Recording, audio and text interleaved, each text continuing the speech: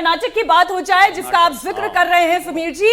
कर्नाटक दक्षिण का दूसरा ऐसा राज्य जहां बीजेपी वर्सेस कांग्रेस होने जा रहा है, यानी कि रीजनल प्लेयर्स यहां पर कमतर साबित होने जा रहे हैं। कर्नाटक की रीजनल पार्टी जेडीएस यहां बीजेपी के साथ अलायंस में है। क्या बीजेपी को इसका फायदा मिलेगा? वो कल का वोट ज्यादा असरदार होगा या रेवन्ना के टेप में ज्यादा असर है? ये आंकड़े आपके सामने। कर्नाटक की 28 सीट में से 18 से 22 सीट बीजेपी के पास। जबरदस्त परफॉर्मेंस बीजेपी का। कर्नाटक की क्या हम जब शुरू में बात कर रहे थे, कुछ ऐसा कह रहे थे कि कर्नाटक में लॉस होने जा रहा है?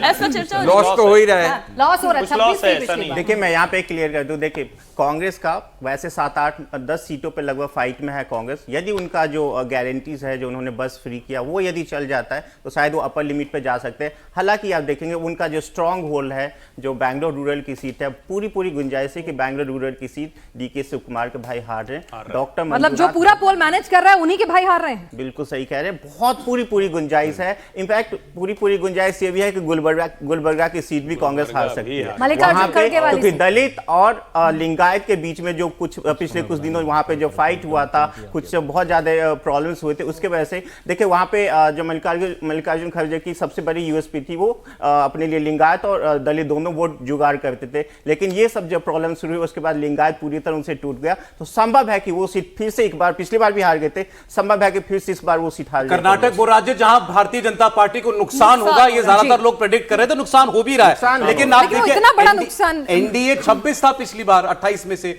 भावेश कह रहे हैं कि वो 24 तक जा सकता है, 20 से 24 हो सकता है। 6-8 सीट का नुकसान भारतीय जनता पार्टी को कर्नाटक में हो सकता है। 20 ज्यादा रियलिस्टिक है सौरभ कि 20 से 21 सीटें रहेंगी, 4-5 का नुकसान वहां पे लगभग।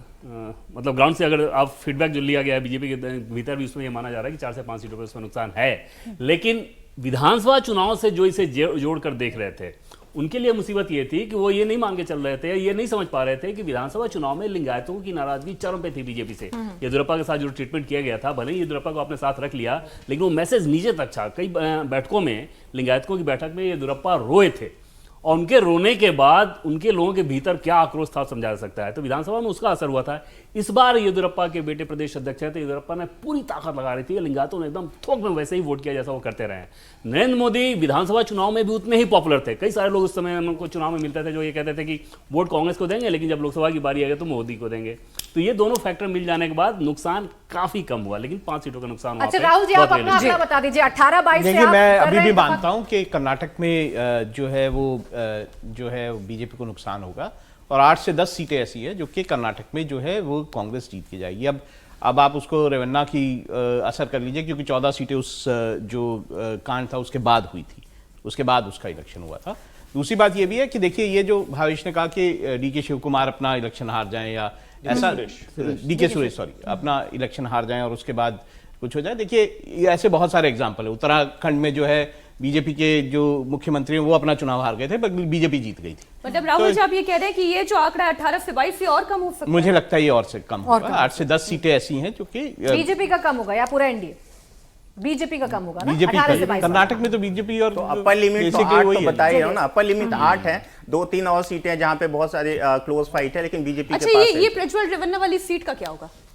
वहां पे एज है इनके साथ। शायद ये मामला उसके बाद आया था, उसके बाद वहां वोटिंग हुई थी। यहाँ दिल्ली में बैठे हुए लोगों के लिए नई बात है, लेकिन मैं कर्नाटक में बहुत काम करता था, मुझे पता 4-5 साल पहले कांग्रेस के मीटिंग में ये बात उठी थी कि इसको कब उठाया जाए, और जब ये मामला उठी थी तब कांग्रेस और जेडीएस का अलायंस था। तो इसीलिए ये बात सबको पता है कि ये सारा कब किसने क्या किया है, और इसकी वजह से बहुत ज्यादा इसका इफेक्ट है कर्नाटक में। नीचे ओवरऑल टैली भी देख लीजिएगा आप लोग। 49 से 55 तक 70 सीटों का सर्वे आपके सामने रखा है अभी तक एग्जिट पोल का। 70 में से 49 से 55 एनडीए जाता हुआ फिलहाल दिखाई दे रहा है। 11 से 13 इंडिया गठबंधन को, 4 से 6 और दलों को या इंडिपेंडेंस। केरल की बात